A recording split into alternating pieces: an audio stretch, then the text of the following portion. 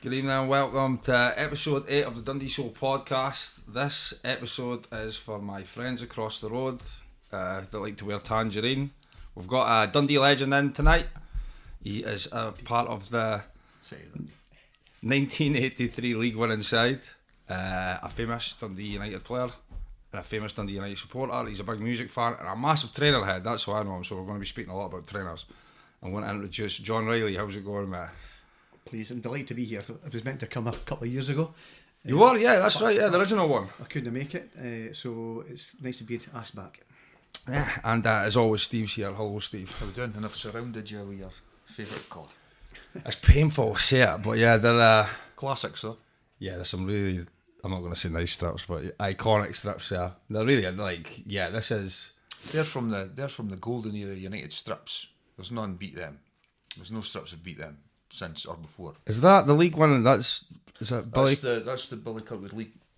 So yeah, that he was wearing that the day he won the league. Yeah, and this is these two here, home and aways, are the ones that John would have wore, and they're the ones that wore the year after. This is what we're going to find out about. So, like, well, I need to do it. Like, take it right back to the start. So, what year were you born, bud? I was born in 1962. 1962. And Steve wants to get a wee fact in there. Just so, what was the date of your day of born? I couldn't remember it because I was far too young, but of course on the records it shows the 21st of March 1962. And 4 to 5 weeks later Dundee won the league, so you mean you were there? Yeah, was that the last thing? Yeah. Was that not the last thing they won? No, that wasn't the last thing they won, but no.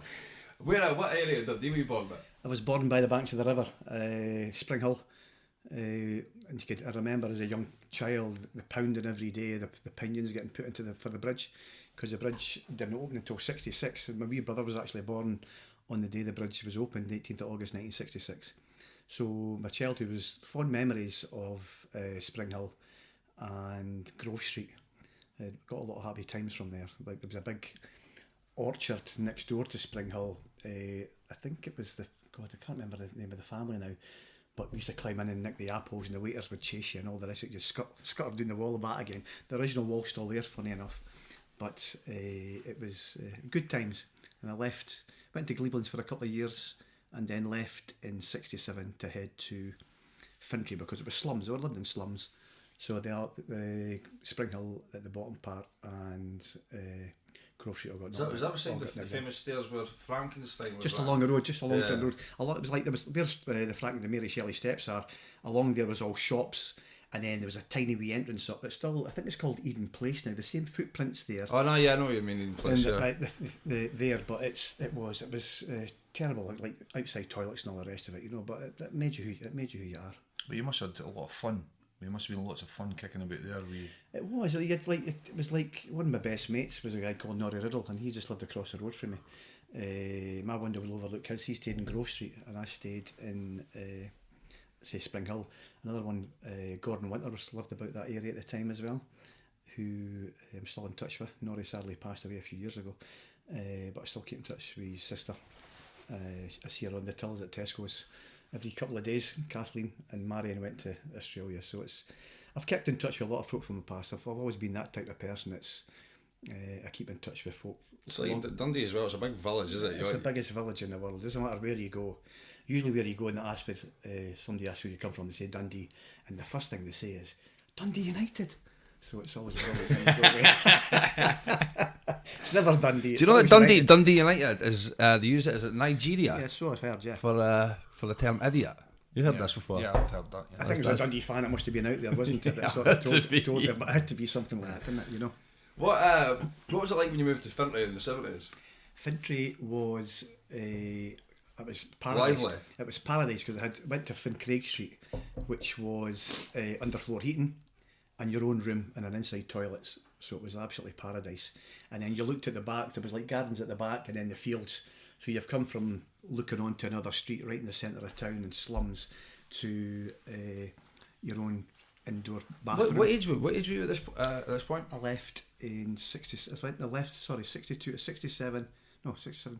I left in August 69. So it was 7 when I left, primary 1 and primary 2 at Gleelands. Started the first few weeks of primary 3 and then I left to go to Fentry there. And I didn't really play much football. It wasn't until I went to Fentry that all the guys who played football before school, after school. So that's where you And picked that's it what I up. was. And I was a Dundee fan, actually. I stayed in the closely next to a Dundee lad called Dougie Lawson, who was a year or two above me. And me and him would be at the backies most days, and he was instrumental in me, because at the time you were playing in the backies all the time. If you weren't playing at It's where you school, learn the playing- game. It's where you learn the game, learn it in the street, you know. And he was instrumental, and he's a big blue nose as well.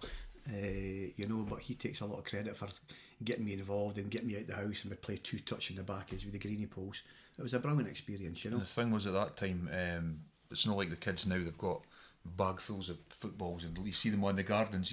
It's like Yeah, I used to buy a ball at the clubby, and then you would play it till it was absolutely wrecked. Well, somebody always had a ball, you know, but Yeah. it was like, it wasn't like the things you get nowadays. But like I said, it was jerseys down, Yep. and away you jerseys go. would And you would go, arrive at school at 8:30, and then 10:15 playtime, lunchtime, 2:15 you got an afternoon Or a break. tennis ball when you were learning. whatever- Yeah, whatever. that's the See, skills. See, when I was at It school, was. well, primary school, me and my next door neighbour used to leave at 7:30 in the morning to walk to get to school for 8 o'clock so we could play football for an hour. Like, I was just... You don't know That's if how that, we done it. you don't know Just if that's choking on. for that game of You football don't know if at that's that unheard of now. They're probably not allowed to because of safety matters. Actually, we were in there Yeah. for 8 in the morning every morning, and so was about another like 15 boys. But it was great. And then, of course, they changed from Craig Street to Cheviot Crescent. Do you know Gary Robertson? Yeah, Gary's a good he's friend. actually just agreed to come on here. He's a brilliant lad. He had, I'll tell you a story about him later on, but he was like, he wrote his books, The Gangs of Dundee, and he gave me a wee mention because he talked about, like, because I wanted to put someone back, and also about Fentry Street, how it changed its name. It changed its name to Cheviot Crescent, because in the Tilly every Friday or Saturday night, it was the two streets, Fingarth and Fincraig. It was full, the courts were always like full of folk from Fincraig Street and Fingarth Street.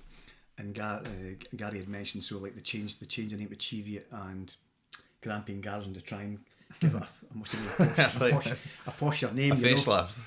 And then we moved in '74 from Cheviot Crescent to Tranite Crescent, and he said, Gary in his book, of course, added on to it, like, all the guys that didn't pay their rent, he fucked off to the schemes in Whitfield. And I went, all right, cheers, that's where we stayed, Tranite Crescent. And we stayed there from '74 until '83, just 6 weeks before I won the league. We moved back just before my birthday in '83 to Findowry Street, a house with a garden for my mum and dad, which was brilliant for them. And so that was the first time I'd had a garden in my life. In 1983, I was 21. Just after winning the league. So you you're- got Just before, 6 weeks before. I think your first actual team was your first team Strathday Boys Club. No. When I was in Fentry, I played for Fentry Boys Club. Right. A guy called Billy Smith and his brother Alex Smith run them with a guy, I think old Eddie Gray, and it was Charlie Adam, big old Charlie Adam. Yeah. My team, my old schoolmate that took me up, and you played under 10s. There was no leagues at that time, and then we played under 11s. By that time, Charlie played a year above himself. He went and played for Servite Boys. So I played for 11s, 12s, and 13s.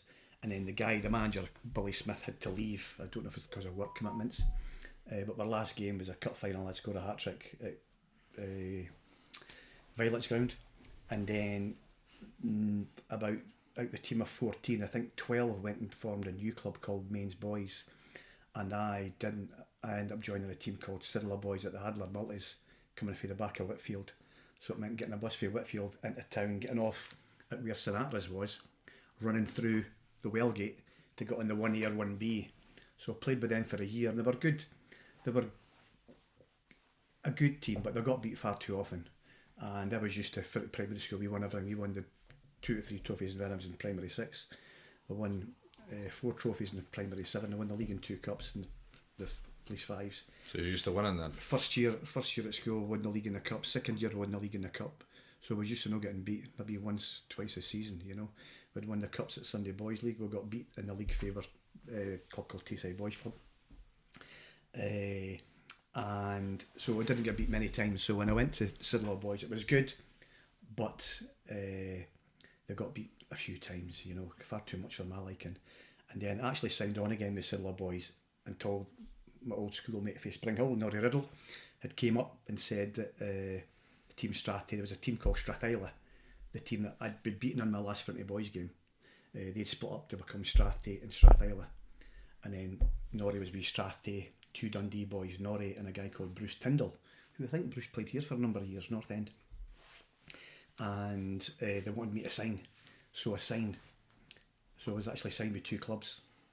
So I know it wasn't allowed, but when the Sidlaw manager found out, he stayed in Barassi Court. I think number 15 or 12 or 15, he stayed in Barassi Court, and he walked me down 10 flights. There was a guy called Jimmy Johnston, who was a Sunday Boys League. Used to got all the fixtures in the Telegraph on a Thursday, who you played. Any questions referred to James Johnston, 5B Barassi Court. So he marched me all the way down to the bottom of Barassi Court, number 5. Spoke to Jimmy Johnston. He says, "Well, you're going to put the guy with the league for a year or whatever, or are you going to let him sign?" He said, "Who do you want to play for?" I said, "Strathday." So Bruce let me go, and I went there.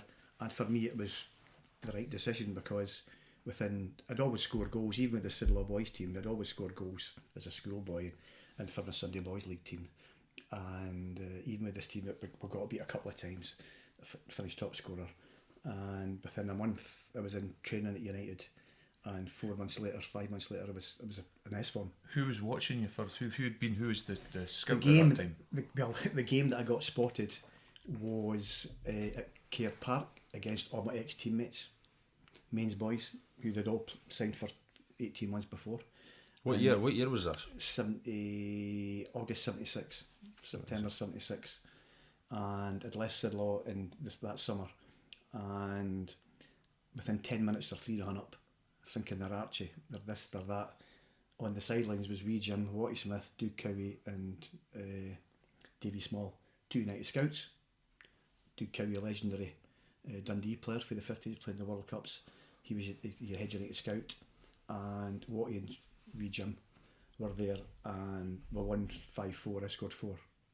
So I got invited into training for a few weeks, and then that would be going into 3rd year at school at Linlathen, and my PE teacher was Henry Hall, who played striker for the first team, part-timer.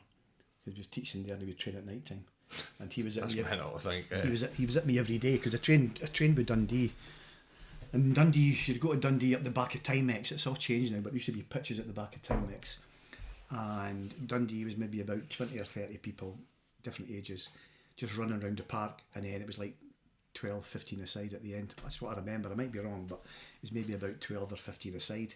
Whereas when you went to United, you went to the gym at the Kingsby Tech, which is bringing back memories, because the guy that was in charge was a guy called Ian Campbell, brilliant man, and him and Watty would take the training, which was fantastic. And it was maybe about 14, 15 guys, maybe two 4-a-sides or whatever, 2-2 or 1-1, just like touch control all the time, inside the gym, warm, cosy, up around there, but you had Henry Hall in your ear all the time, Jim's desperate for you to sign. So I did, and it's quite poignant, because it was my birthday last Saturday, and I went back up to Ian Campbell, my old coach's grave. He died in 2018, so I went up to lay flowers, and his wife always had the house next door. So I thought I'll go and see May as well, and chat the door and get a cup of coffee. And I found out she'd died 4 years before, and nobody had mentioned it. God. No, and I spoke to a couple of the boys, the players, and they said, "John, we'd never know either." So it was quite poignant on Saturday that she was a lovely woman, but Ian Campbell was top man. He couldn't do enough for you. Always positive, always great to speak to. Although that first session didn't end well, because like these, when you're young kids, everybody took a turn in the goal, and it was my turn to go in the goal, and I said, "I don't go in the goal. I'm a striker. I score goals. I don't go in the goalie." So here's me. My thinking was, I'll turn my back, somebody scores, and I'm out straight away. Had the benches on the floor. So that happened, and he made me stay in, and I wasn't happy about it. And words were said, so I got asked to leave the training session. This is my first training session. Following week, Watty Smith's there, and nothing gets said, and afterwards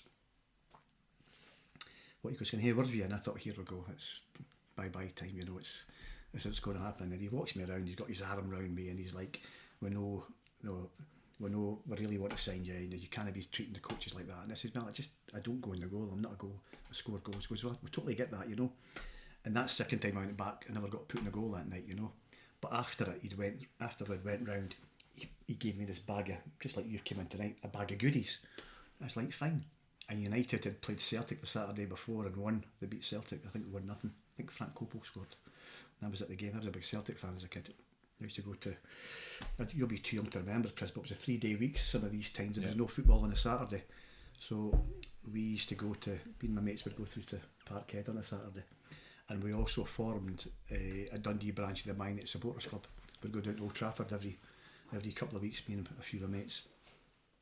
So what he'd produced this bag of scarves and rosettes that all the Celtic fans had thrown on the park. And it got me thinking, That's just what they do now. Yeah, exactly what they did after last Saturday, after last Sunday. But what stayed in my mind, and always has done forever now, about Watty Smith, was that he's never met this kid who's walked out of a training session, and he's went round after the game.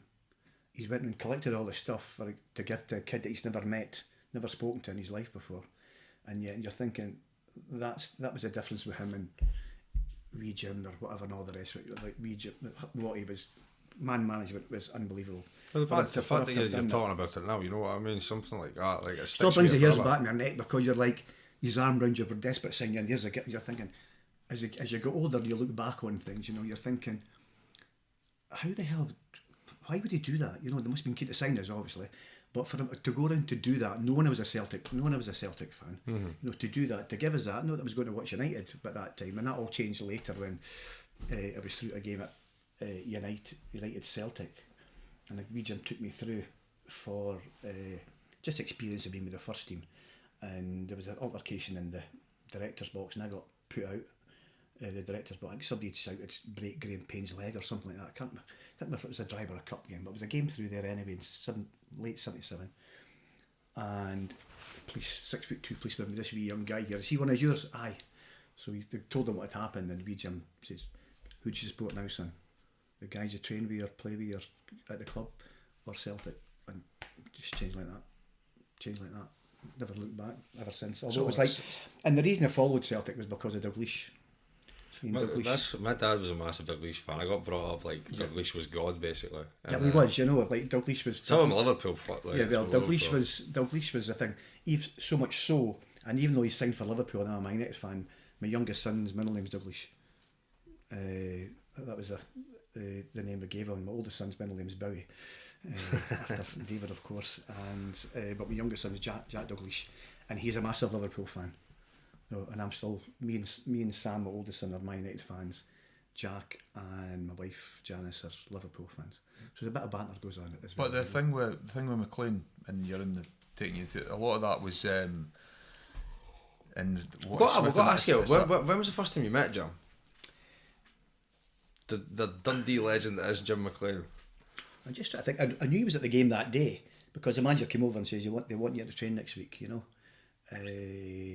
And so it would have been, I was aware that he was there. I'm just trying to think, I don't. So no big like grand meeting or No. I remember going to sign the day that I signed an S form was it was the day that Dalglish scored a screamer in the bottom end of where the allotments were. And I met him at one. Me and my dad were there at 1 o'clock, and I asked for 2 tickets. He said, "What, for the Shed?" I said, "No, for the Celtic, you know." And it was on the 8th of January, because it was Bowie's birthday. 8th of January '77. It was Bowie's birthday. He was I think 30-year-old, and I was there signed. So I was in the back. In the back, the allotment end, I've got a yellow cagoule with 3 blue Adidas stripes on it. I get picked up now. It was on camera. The guys are there, and it was like I got for Caird Sports, a shop called Caird Sports in Reform Street, massive store where Samuel's is now, but it used to be a big shop nearly all the way up. It was a brilliant store. You got great Adidas stuff there. I've got to ask you where your love of Adidas started, actually. Just because of... Did it start within United, or was it like football boots? No, it started with boots, because like when you were younger, my dad came from poverty, in a sense that my dad worked his back end off, but didn't own any houses, and it was always like rental houses and schemes, and the boots you always got were the cheapest of the cheapest, you know, until I worked for about 4 or 5 weeks on the papers when I lived in the back of Whitfield. Ended up delivering papers in Mullamains. God knows that's how that didn't work, but it was like a fair jaunt. And then I got put on the milk with a couple of my mates, Blue Noses, Kev Buchan, Charlie Adam, and a guy called Kenny MacDonald, who played for Forth for an Airdrie and a few other teams. Brilliant lad, Kenny. Things with that on the milk as well. You wouldn't get away with that now, hanging off the back of No, a van. hanging off the back. A lot of good fun. So, but it was like, so you had your own money. Yeah. So I could then go and buy, for the age of 14, I started buying my own clothes to save my mum and dad buying them, and my own boots and trainers. But then again, sometimes players, when you were training at Tandy's during the Easter holidays and all the rest of it, players were getting rid of old boots because they'd been getting new boots, and I used to ask them for their old boots. I only flirted with Puma once when because Douglas was a Puma wearer. Yeah, he did. He's on a signature boot. He was like, because everybody was on Adidas I think at Celtic, but or Stilo, and Douglas negotiated his own deal. So I wore Puma Kings for a year, but I couldn't take to them. So it was like Gert Muller goals were always my favourite. World Cups or Gert Muller goals. So it was always Adidas from the age of 14 and a half, 15. Yeah, it's how I got into football bits. 1998, the Accelerator. Just that bit blew my mind. Right, it was always a white, the Woolies Winfields or whatever they're called. I was like Geordie Shields, God's sake. Even the trainers, Geordie Fleming, the Winfield trainers used to clip yeah, it was like they weren't the best of boots, but at the end of the day, they were what they were, And so it was like that. So that was 76 January 77. I signed an S form, and at that time there was only maybe about 60. You're allowed to sign 16 kids from the age of 30 to 16. So it meant that everybody. So for years and years, a lot of few mates were saying, "You're shite, you're fucking hopeless," and dada. You're a penalty box poacher. I thought, well, that takes all sorts, So it was good because, like, say, I've got a lot of friends who knew me before then, and I've got a lot of friends that knew me after then. So the ones before me like to say that I've no change. In a sense that I still have the same friends that agree. They're still the same ideal, still the same principles. Just that it was an S form, and it was like, and that for me was a way out of the schemes. Everything. I wasn't really clever at school, street smart, but from then on in, nothing was going to stop me. I was going to give everything I could to become a football player, and if it meant like no parties. I went to a couple of parties, but my mates would be going out at the age of 15 and 16 and stage door bar, or I don't think Samantha's or Teasers and all the rest of it. I went an odd time, but I thought you're not going to be ready for the Sunday Boys League game on a Sunday, or you played school games on a Saturday. So Saturday was school, Sunday was the so it's dedication. So you're playing football all weekend. So I gave everything to it, and I made sure that. How hard was that missing out on it? Like, it was loads, but I thought. I've said to people years later, I could make up for it when I was in my 30s and 40s. And my wife says, you've made up for it now for 30 years because I retired.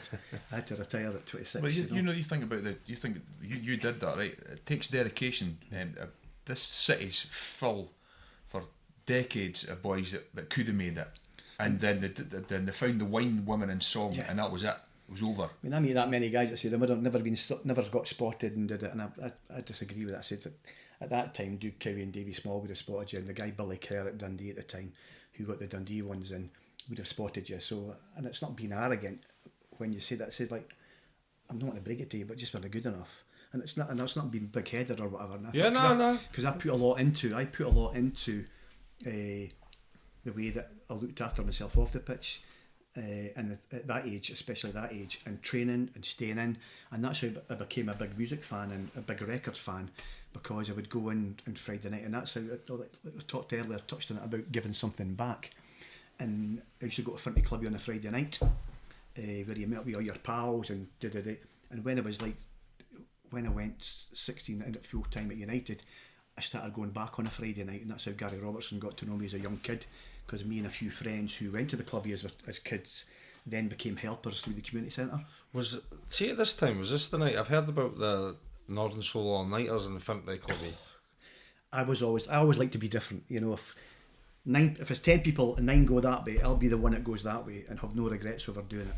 And all my friends, one of my really good friends is a guy called Danny Feeney, and I'm sure him and lots of other ones used to run buses down to Wigan Casino on a Friday night, and that was Bowie. I was always Bowie from a really early age, from about the age of 9, 10. This guy came from Glasgow, called Danny Nolan, and I used to collect birds' eggs. I had a huge birds' egg collection up the back of Fentry, and all getting all these climbing cliffs and all the rest of it. And he liked that, and he had David Bowie albums, so we traded at the age of 9, didn't know who he was, and then started playing them. So when he became famous in 72, 73, all the girls at school would give me their magazines and pictures and all the rest of it, because I was ahead of the game. And it was outside the Caird Hall, trying to see him in 73. Couldn't get in. I thought it'd be like the football games, you get sneaky in under a tunnel, under the turnstile, but nothing happened. And then I had tickets in 76 from Danny Feeney to go and see him in London. And my dad wouldn't let me go down because he said, and hopefully I know it's maybe not politically correct, but my dad is what my dad was, you know, and he said, like, you're not going down on a bunch of poofs with a bunch of poofs and all that going to. I'm like, that's. This was flamboyant at the time, was it? Yeah, like going down, but we're going down to Old Trafford. It was okay to go down to Old Trafford to be, but not a Bowie gig. But not to a Bowie gig with all these like folk, you know, and like good friends older than me at school, but they took to me because I was a Bowie fan, and they knew of me as being a Bowie fan, having all the albums and singles and all the rest of it, you know. Did you take any inspiration for it in any dress sense? Sorry, no. I used to get my mother's makeup because I was full bad. Ziggy. I was Ziggy, bad. Not full Ziggy. No. Lad insane with it. But I had spots. I had bad skin when I was like 13, 14, just going through puberty. So I did used to have to get some rouge to try and hide it because like anything when you're that age, you look and you think, fucking hell, your face is full, and nothing's ever that bad, you know, nothing. But when you're going through these things as a kid, you would try and hide it. You would try and hide it or whatever, you know. But no, nothing that way inclined sexually, and nothing that way inclined with makeup. I was just a massive fan.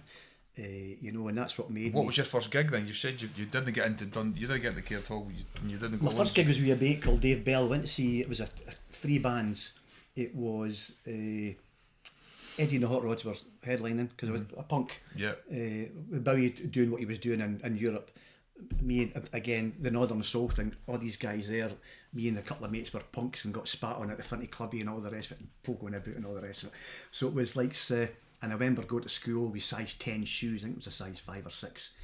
Harton was all ripped and holy jeans and all the rest of it. And the teacher, this brilliant teacher, Mr. Murphy, said, look, you've made your point, John. Why don't you go home and get changed?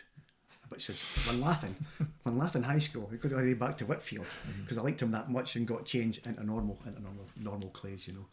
But he was a brilliant teacher. But I'd made my point, and it was like, but all these wonderful guys would go down to Wigan, but because I was so focused on the football, as usual with the Northern Soul crowd, there was a lot of drugs at the time, and I didn't want to have anything to do with that. You know, it was like I always wanted to live the they were taking stuff to stay up all night and dance. Exactly.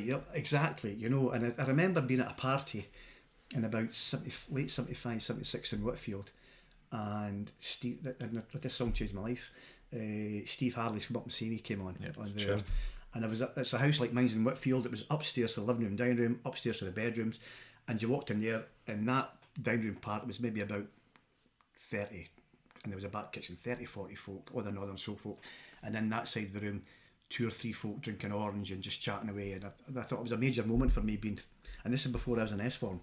I would be 13 at the time, 12 or 13 at the time, and I made the decision not to go into that room, and I'd say now in that room there's maybe about 15, 20 folk that have passed away. God. But that's from simply, it's a fair thing, but a lot of them through drugs and no fault of their own, you know. The 80s were coming, yeah. But you're saying to yourself, still a lot of smoking, a lot of everybody's smoking, everybody's smoking, drink. It's like that's what happened in the scheme. I mean, there was a video Gary Robertson put up just before Christmas here. Christmas in the Schemies. It was like an AI generated thing. That was brilliant. And it was absolutely outstanding. Yeah, that was brilliant. I thought, that's my block, but it wasn't, because other blocks. Yeah, he was going on about the New Year's parties. The New Year's parties, and it was absolutely outstanding. Yeah. And it was like, that's what it was like, because you got cordial and juice, and then when everybody went to their bed, you'd go and take the leavies like still shandies or beers, and that you did a wee bit, you know. Yeah, that makes the New Year look good. It does. You know what I mean? It makes everybody went to the city square, and you came back to the city square, you went to a party here, you all went to the neighbours, whereas now there's no, everybody comes in, locks their doors now and doesn't want to. The thing is, the parties went, I remember getting taken to the parties in the early 70s, and New Year went on from Hogmanay to May. Yeah. Because you were getting dragged. I went on in May because you were getting dragged to everybody had a party and it just went on. But you've got to remember then, the pub shut at 10:30 then, you know, so you're up the road and it was like, and the drink wasn't as freely available like it was. You can get wine at 10 o'clock in the morning if it Tesco's, you know. But you're like, it was the pub shut at a certain time. You got to drink at a certain time. Special occasions. Whereas now, in that video that they've got kegs and stuff. They're on about somebody trying to pop the keg. And it was absolutely outstanding, and it took you right back. And Gary's got he's got a great habit of doing that with his poetry.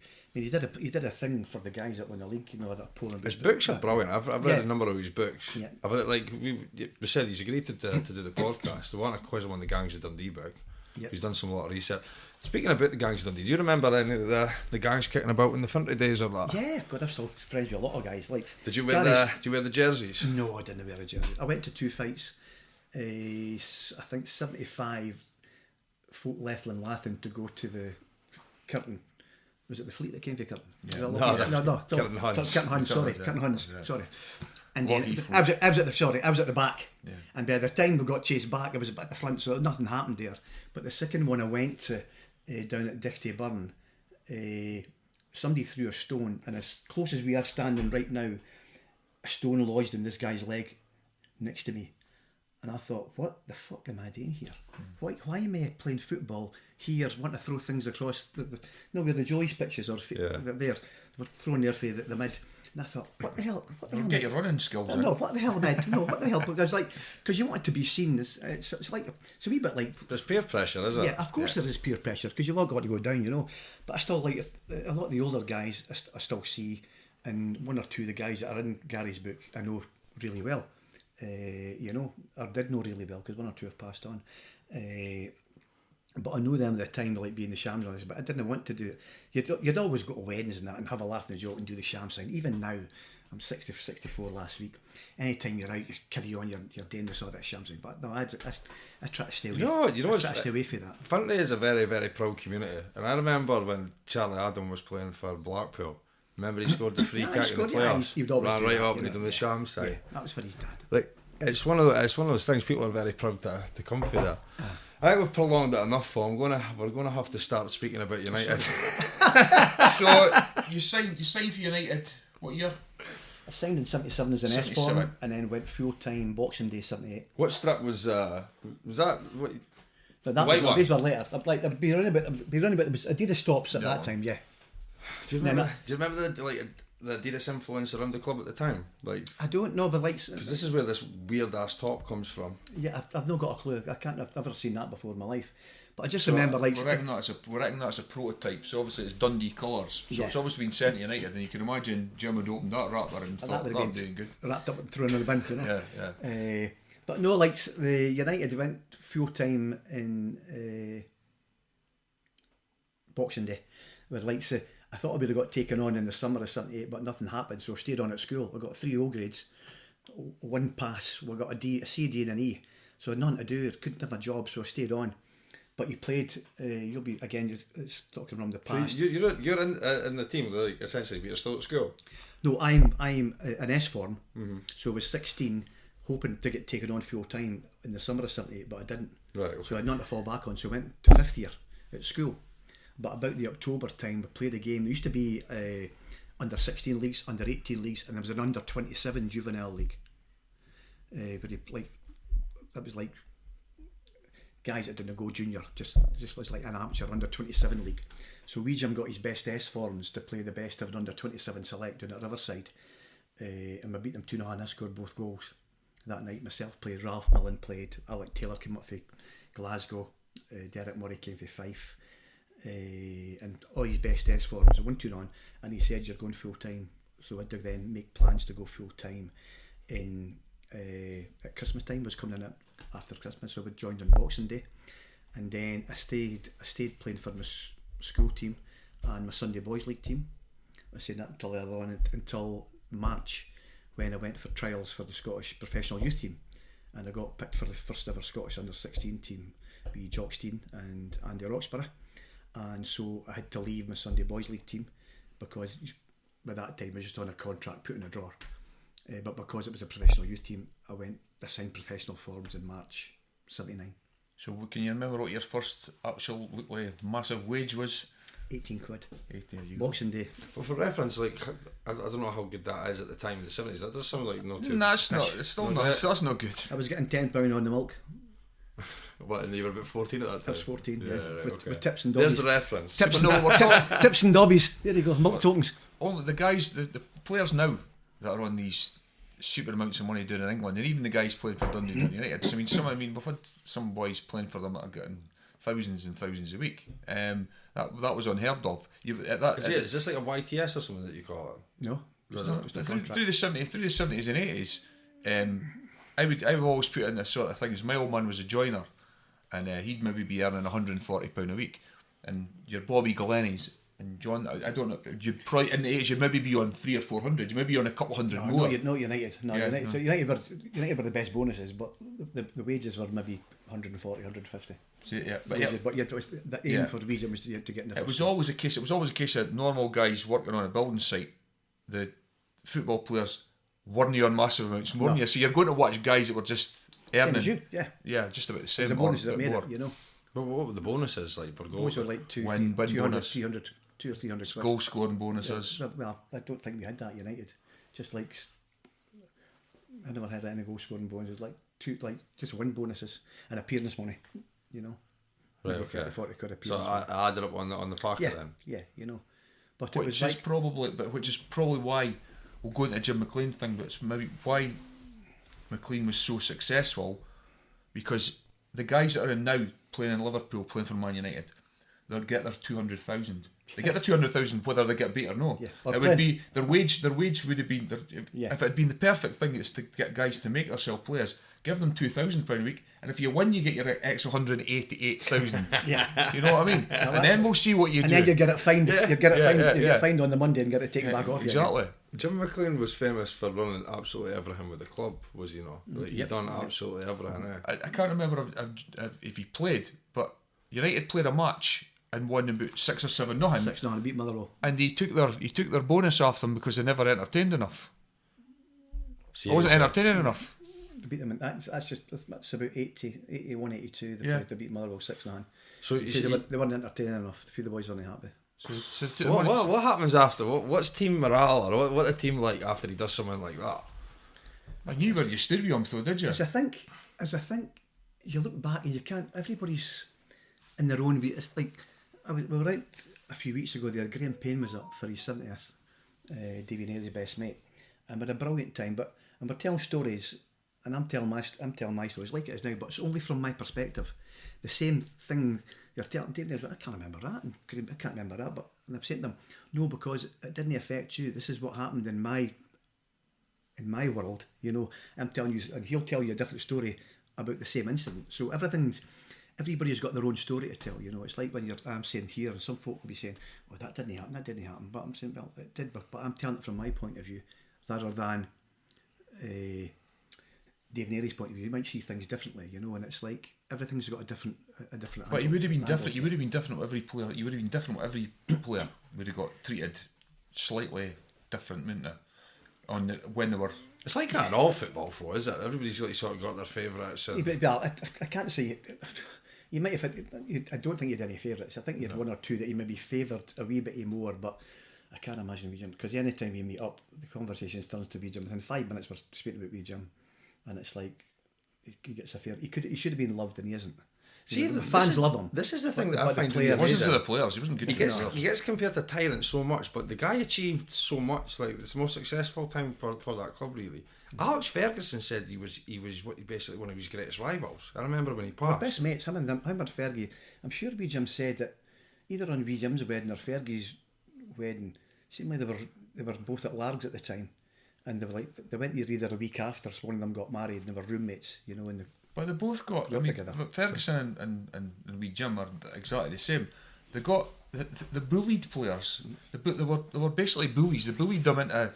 You wouldn't get away with what they got away with. No, you wouldn't get away with that. So No. you see similarities between Ferguson. But and Fergie McLean. changed. But Fergie changed because all the young boys took Fergie on and made sure they got their money, and but that time the Aberdeen team was mostly full of younger players, Whereas there's only maybe myself, Ralph, and just I think who else were the younger ones, Goffey. You know, it wasn't the same player power, and there was no. I got fined once, and I got the players' union involved because I got fined a week's wages for not playing well, and I couldn't understand why. You know, like I say, you didn't intentionally go out to not to play well, you know, and I didn't have any dig money to give my dad or my mum when I went home, you know, and so I got the players' union involved. And my punishment was I got the money back, but I didn't play for 6 months. Oh, he did the one that you really. I mean, that's nuts, man. The player that really because you had other players. You had other players who were like they weren't the same as me, but it was like I just think it's to prove a point. You can't take him on. You know. What year was that you didn't play for 6 months then? 81, 82. What he did to Ralph Milne though as well. Ralph Milne got a hard time all the time, I think, and. The story I always heard was Ralph got fined for lots of misdemeanours and ended up like you with no wages. And Ralph was going and working on a building site with his mate. That's true. He went and worked on a building site with him on a Wednesday because he didn't have any money. He's one of United's biggest legends, to be fair, is he? And that's why McLean treated them. What a player. Yeah. Saying we said off camera, there's a few Duncan Ferguson stories that have came out before, but there was a story that came out that he got so many fines that he was due the club. I think it was £10 or £20 at the end of the month. Like you just said, it was just constant with the fines. See, that's easy, like doing it exactly with the fines, as you say, but that's easy for him to take your money off. But if you've not got any money, what are you meant to? Yeah, exactly. But see, when things like that are going on, like how does he like drag out the greatness? I think because the players we were all tight with each other in the sense that it was. Again, we used to have 5-a-side games on. Was one of his rules that you all had to live within like was it? Yeah, and I think that's a good rule because it brings you closer as a team. Yeah, and like you had, again, it's not politically correct, but it was a push against the Snots. The Snots all came for the Toon, and like I'm for Fentry and Whitfield, and Ralph's for Douglas, you know, and Mary's for the back of wherever. I think Mary's always at Sash's Fae. But then the Snot, or the Poos were all the ones that lived in the ferry in Montefieth, you know, and their song was Postman Pat. Postman Pat, and yours was Little Lounge. I spent 3 years in Fentry as well, like this start. And it's like, you didn't even care the curtain was called the Curtain Huntsman. That's fair. No, I just forgot actually I wanted to closer as a team, you know, it brings you closer as a team. Definitely. And it's like you'll go out, it's like Goff mentioned that at Rangers, the team that drinks together wins together, you know, because they were all so tight, nobody got left out. And that's what it was like. That was all like, so we were all really strong for each other. Would pull each other through. And I mean, in all the years I was at United, and even on the day in '83 when we beat Dundee to win the league, I got the bus in. I got the Fentry bus in, got off at Stobie and walked through. Really? And I would come home at night time after games. And again, everybody's got tunnel vision because they're all going home. It wasn't until a senior player stepped in and says, "How are you getting home?" I said, "I just walk. Couldn't afford a taxi." So you'd come back from Pittodrie or Ibrox or whatever at the back of the night, no buses. So you'd walk him to Whitfield, walk him to Fentry until one of my players said one night, "I'll take you back," and he made sure that when I was going, if after then, I'd get a lift back. But every game going away, every game I'd get the bus in. Whether it was I stayed beside the terrace in Whitfield, which is no longer there, it's all been filled in now. I'd get a bus into training, and then Jimmy Page signed, and I would get a lift for Jimmy Page. Dodgy gave us a lift because Dodgy was out in Latham. Sometimes you'd walk a few miles to get the lift for Dodgy, and then in Fentry I was 6 houses away from the bus terminus. I'd get the bus in to Stobie and walk to Tandis or walk to Dens or whatever. So I never ever owned a car. I couldn't afford to own a car. I got a scooter once, and the boys loved it. And then wee Jim went off. He said, what the fuck have you got a fucking scooter for?" And I said, because I can't afford a car. That was my answer. It was quite smart, I thought, you know. Mm-hmm. But he hated it. But I thought, it gets me him at night time. And all my mates were involved with the SAS squad, literally all the soul guys that were Sketch Care, Kelvin, it's the dairy and all the rest of it. And God's sake, the guys all over the town would all meet up. George Clark Jr., a lot of them United fans, and a few Dundee ones as well. We'd all meet on a Sunday and go up on our scooters, and it was great because it gave you a bit of freedom. Is this like the sort of when the mod revival was going on? I was on during the Quadrophenia, I think, 79, 80, right, okay. And I did it. But when I remember racing Ian Gibson one day during pre-season, but came in to do extra training, me and Gibby, and I was going along up Artley Street, along Clippy Road, and then this car was signalling left to go into, where there's a tile place there, the Artery Street there, and it's turned right down Court Street, and of course I went through the outside and got knocked off my scooter, and Gibby was behind me, thankfully, so I thought, right, that's the end of that then, so we just went back to being on the bus again. But it was like it was a bit of freedom. I remember the Aberdeen boys, I was in the Scotland team with Neil Simpson and John Hewitt and Andy Dorden.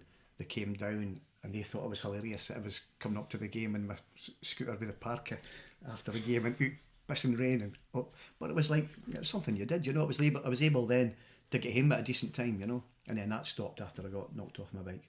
So years, we'll get to 1980, you're going to make your first team debut. Who did you play against, your first game? First game was a cup. I think I came on against East Fife in a cup tie. I was 18. Yeah, I'd maybe debuted the year before in a friendly.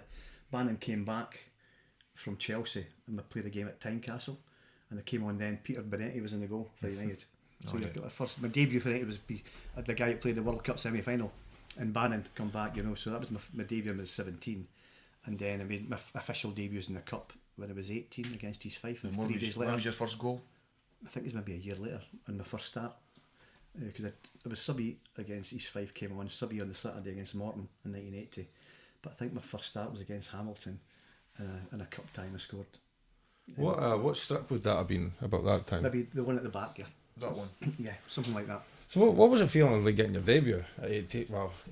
What did that feel like playing for your hometown club? It was brilliant because it was like it's everything you worked for, in a sense. You'd seen other guys do it. The year before, that Scotland under 16 team, the first Scotland under 17 team, when I came back, I was top scorer in the European tournament, and I was meant to be going to Japan. We touched on it earlier on off camera. I was meant to be going to Japan, and that I got told 2 days before we flew out that I wasn't going.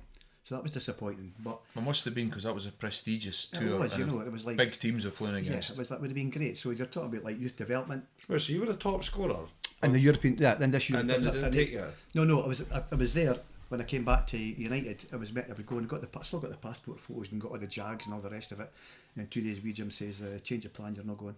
And it wasn't until much later I found out he took his mate, Dave Nichol, who ran Castle Hintley. And the sad thing was that tournament where they played Fiorentina, Tottenham and Internacional from Brazil. They had a flirting with Asics, which then they have the strip years later. But Asics gave them all this gear, so any of the photos and any of the tracksuits and that, United have got Asics gear on, and that was a flirtation with them. And they were I don't know how that worked, because their shirt sponsor was Adidas, but they had all this Asics gear when they went to Japan. For that tour. I think it was sponsored just for that tour, you know. But I came back, and then so that was in '79. So it was a year later. But when I came back for there, Ian Ferguson, Dundee player, Rangers player, United player, scored against Barcelona. Fergie was in the Fergie came back for that European trip. It was me and a guy called Raymond Bell up front, and Fergie was a sub, had come on a couple of times. He went back, and the Dundee manager put him straight in the first team at 16-17, and they beat Celtic 5-1. Fergie scored 2, and I'm thinking, and of course the following year, Dundee got relegated that year, but the following year Fergie played nearly all the games for Dundee, and I think he would have played with Ray Stevens in the. I remember his first goal. I remember his first goal for Dundee. He came on as a substitute against St Mirren at Dens. Right. It was a night game. That was in April or something. Yeah, and the ball came in and he volleyed it and knocked the keeper. It was Billy Thompson. Right.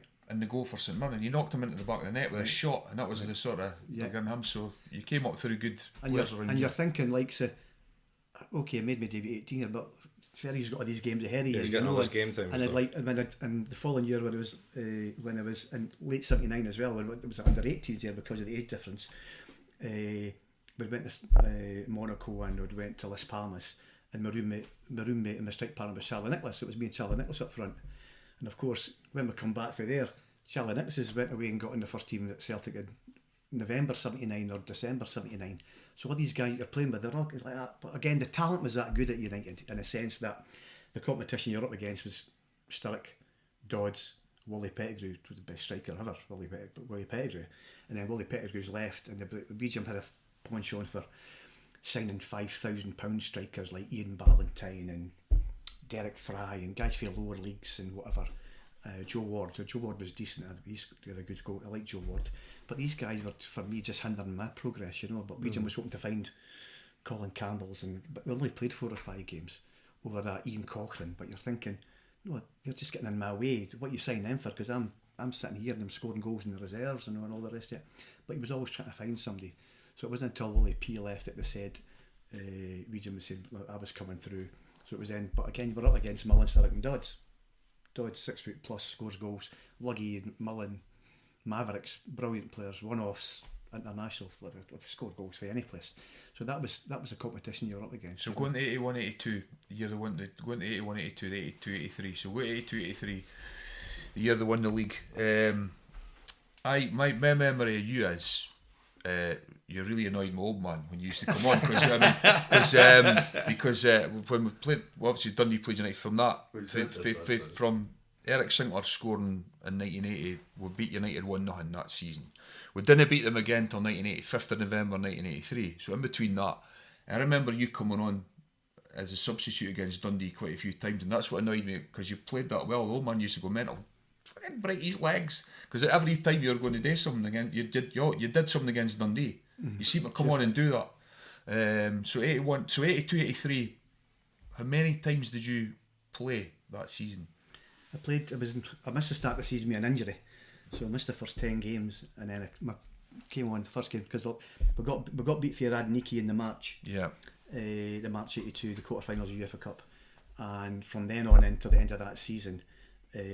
Going back to the Radniki game just for a second, the going about the Roma game being a problem. I think the Radniki game was probably more. There was someone definitely went on with that. I think so. Because United they won at Tannadice, and then they went across there, and there was definitely, I can remember it. There was some kind of problem went on there. There was someone who went on with the referee. We didn't play well, but at the end of the day, we got beat 3-1. So I was involved in all the games, the 15 games left of that season. I was involved sub. I think sub every game. You'd come on and play and whatever. And then I got injured during the pre-season on a pre-season tour. And then my first game was in October against Motherwell. Came on 4 or 5 minutes to go and I won 2-0. And then we played Dundee a few weeks later. And Alec Taylor's dad had been fighting with Jim, and Alec got brought straight back in. And then he came off. Was that the Black Eye? Yeah, I think game? That was the Black Eye one. Yeah. And then Alec played, and I came on for Alec. We had about 20 minutes to go, and it was like my shot was parried with about 2 minutes to go, and Dodgy tapped it in. So we won 1-0, and then we beat them New Year's Day 2-0 on New Year's Day. The classic game for me. And then that when Scrimmager ends up in the goal, because there's 2 weeks ago we come back for 2-0 down, and I was telling guys that was, for me in my lifetime, that was the 6th time I'd seen Dundee coming back for 2-0 down. But that game there was the only time we went ahead. So we'll go 2-0 down, and remember that's the team's way to win the league. Dundee come back, Cammy Fraser scores a screamer, Albert Kidd scores a screamer, we'll go 3-2 up, but Scrimmager's in the goal and he starts throwing them in at the other end because he wasn't a goalie. Scrimmage a good friend of mine. I know, but it was a struggle for him. But I got him 8 minutes to go at 3-2 down, and scored my first touch, so the 3-3, and then we ended up winning 5-3. I played Northern Derby games that year, apart from the last one at Dens. I was on the bench. Luggy came off injured, and I thought, I'm going on, and Region put Holty on. And I'm thinking, oh God, for God's sake. But I was still involved, you know. But I played 17 games, and I was subbing another 9, so I was involved in 26 games out of 36. Was there a different buzz about it that season? Because I know he's won it on the last day of the season, but was it like a sort of, obviously you're always pushing for the league, but was it like a buzz about it? It didn't. What I remember was it didn't really. They were there or thereabout, and they went to Parkhead on a Wednesday night. Didn't they? They went to Parkhead on Wednesday night, and they bit Celtic 3-2. And that night, you kind of felt, well, they're going to win this. But there was many games were to go when they beat Celtic? Wasn't many. 4 or 5, I think.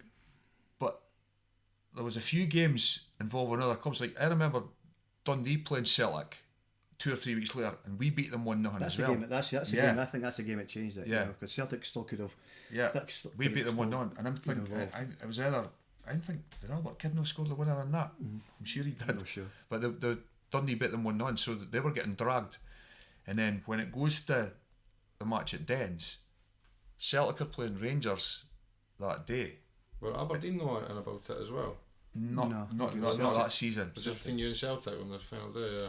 Celtic were getting beat 2-0 for Rangers at Ibrox and came back to win 4-2. And Dundee, what my memory of that game is, we're down 2-0. Fergie scores to make it 2-1. Then the second half, it's no United. Dundee are making chances, and if Dundee had scored that day, there was going. Had a chance. Yeah, he did. He had a chance with a header 2 years before he does it against Hearts. If Dundee had equalised that day, we would have had this. It would have never happened before. Dundee United and Celtic had exactly the same goal difference. If Dundee had made it 2-2, it would have exactly same, and it would have been a playoff. So it shows you how close it was. But it was the two. Well, you're saying it yourself. The Celtic game when United won at Parkhead 3-2, and then Dundee beat them a few weeks later. Then things it changes, and it's United are in pole position. But the last 4 games United had to win them, Yeah. and I was like, and I've heard a few teammates and whatever saying things about. Did you think I was like I say? I came up from school winning. What age are you in '83? I've just turned 21. Just turned My 21. birthday was in March, so like say I was 20 for most of the season. Turned 21 in March. Ralph had turned 22 on the day of the game. Richard Goff had turned 21. Richard's about a month after me, so I was like 21 in 6 weeks. Richard was like 21 in 4 weeks, and Ralph had just turned 22. What a time it would be like for a Dundee United fan. What a time it would be 21. To be But fair. you're saying but at the last 4 games, I always felt confident because I thought, like you've got Motherwell, Kilmarnock, Morton, and Dundee, and especially Dundee at Dens. I remember Because Dens is like big open places. We've got players that can run all day and run in behind people, and it was a lot closer. Yeah, but remember the run-in. I remember in the papers and they were saying, "Oh, the Morton game's the hardest game," and I'm sitting as a Dundee fan going, "They've still got to come to Dens. It's a derby. Okay, they've been beating us, but as we've said, it was a lot closer. There was a lot. I think United went towards the end of the first half of that game. It certainly looked like they were going to win it easy, but the second half, the nerves start coming in. They're getting closer and closer and closer. Do you remember the day? You want to talk I do remember the day? it. No, it does. Well, the day itself is like usual. Did you take the scooter down to town? No, I'd got rid of it long before then. But it was the usual. It was Wallace's bridie, beans for your dinner, bus down, walk up to the stadium, and then you're waiting to see if you're. Because I felt like we Jim won before. I got left out for a Celtic game because I'd had a rammy with him. I got left out for 2 games and I got brought back in I had to go and apologise. One of the first team players, you need to go and apologise, and I did, and I got back in for the last 3 games. I was on the bench, and so you're hoping to be named on the bench, which I was, but I think because I'd scored in the 5-3 game and set up one of the goals, and it was always like a goal threat for the bench. So it was. I just expected to win because I couldn't see with the game. There were no nerves about it or anything. No, I'm sure there was not on my point because I knew I knew the team that we had, and I thought it would be we'd beat them 5-3, we'd beat them 2-0, we'd beat them 1-0. So especially in in Dens, with its big open spaces, I just thought it was there to be won. They were never going to get another chance like this, And the way that I was brought up, I played in schoolboy cup finals. I'd won the reserve Scottish Cup with United. I'd won the reserve League Cup with United. I'd won the reserve league with United. I won 3 medals that season. Was the reserve Scottish Cup, the reserve League East, and the Premier League medal. So it was like I was used to winning. I just saw it as a progression, and I thought It's a winning mentality, is it? I thought afterwards that they were going to win it 3 or 4 times because of the mentality or the players that they had. But you look back now, it's 43 years now, and it's never happened again, which is a sad thing because you're thinking that we definitely had the people there to have won it more than once. It makes it obviously it is a sad thing that it's never happened again, not from a Dundee fans' point of view, but like that, it's going to be like none of the 2 teams are going to win the league anytime soon. You know what I mean? It's always going to be an same iconic thing happened moment. to Dundee in 61-62 though. They had that great team and it just got broken up. But like, see, that's too long ago for us to really like. Yeah. My next point was like John's heavily in the photos of like the photo that rings the bell is like everybody holding up McLean. You're right at the front of it and stuff.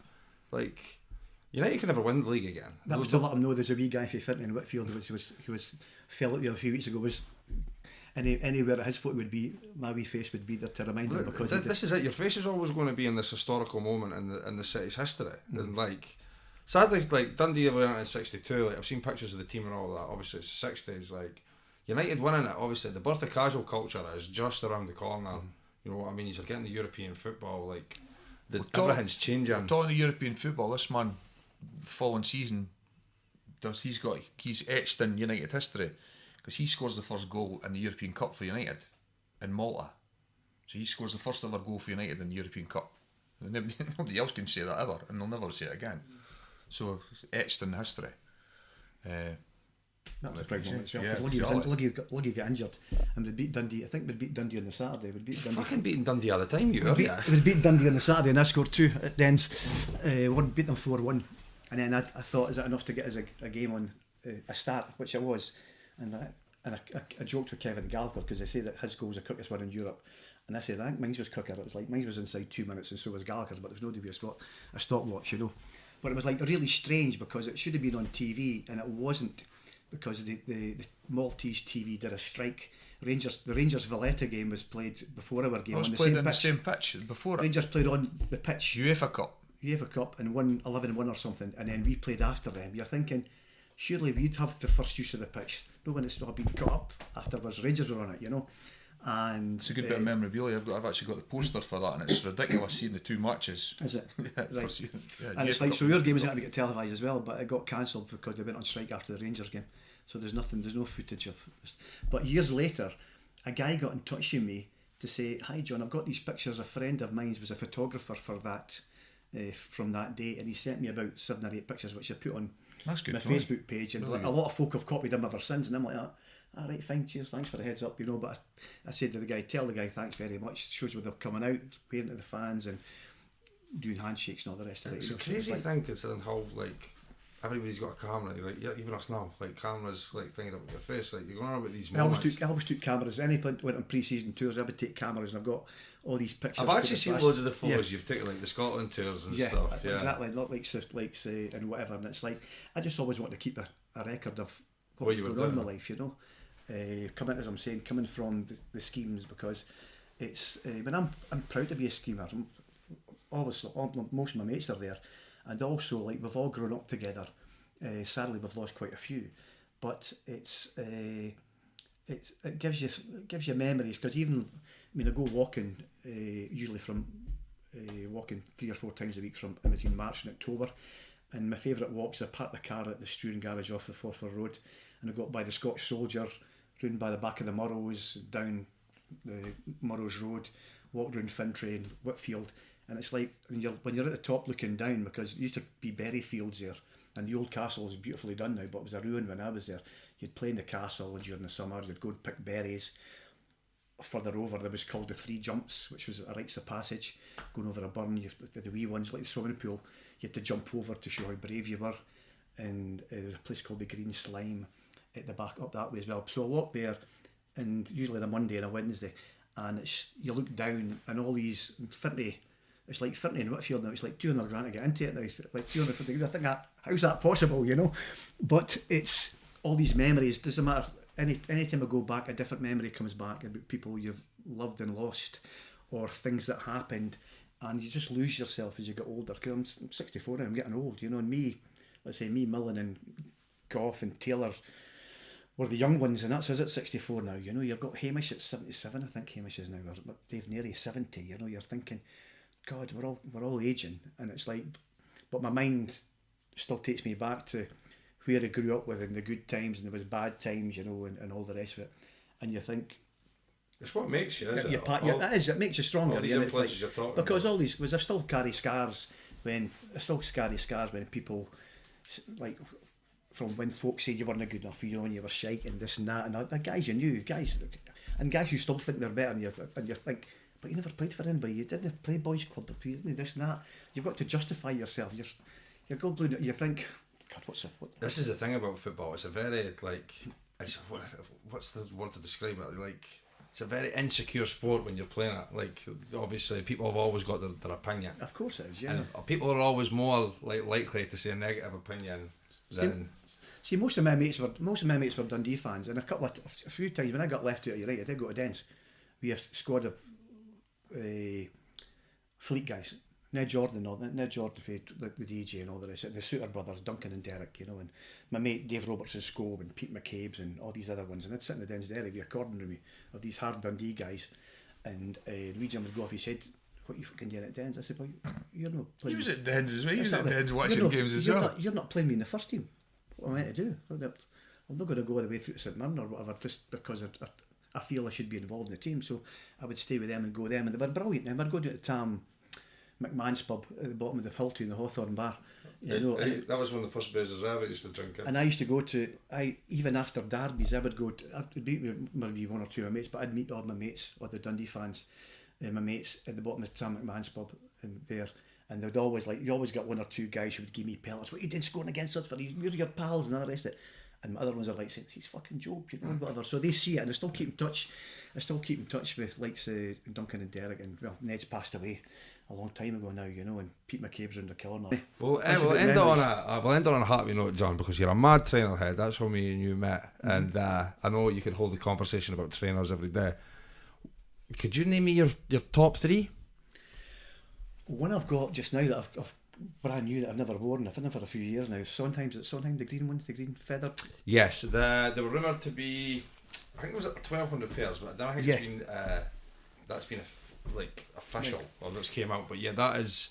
I was in a stat trainer, but it looks more like tobacco than anything else. I had all the Cardiffs and Birminghams, and I liked all the limited edition City series, but I liked all the Swed ones. Swed ones were always my favourite.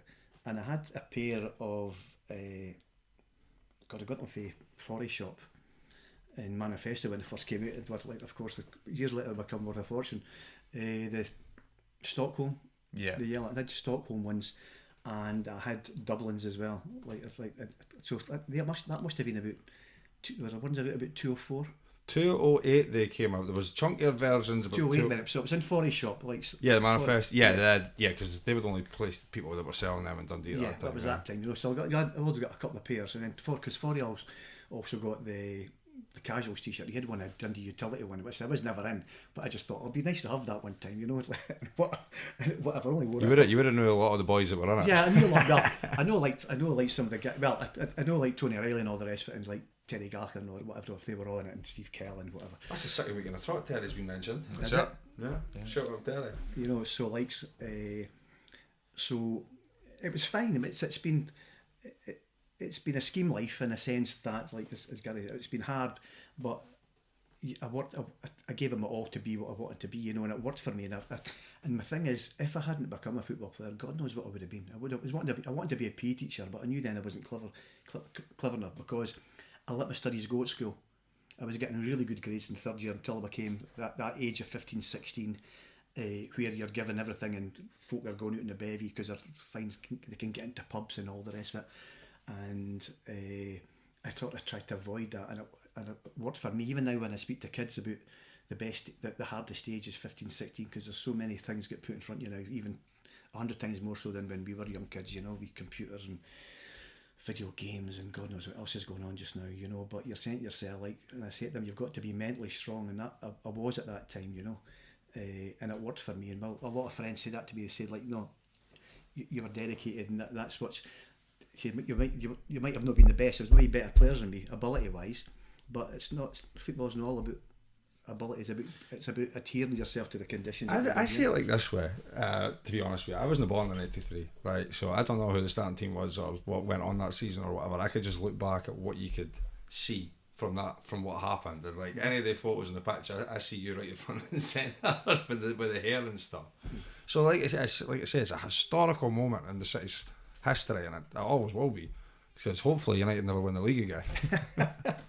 Well, I don't want to agree with that, obviously, but it's going to be harder now because of the money aspect coming into it, and I can't see it. It's like you want them to do something, you know. They had a wee chance of Scottish Cup this year, but I think they blew it against Falkirk, you know. And I don't go and watch games. The game's changed now.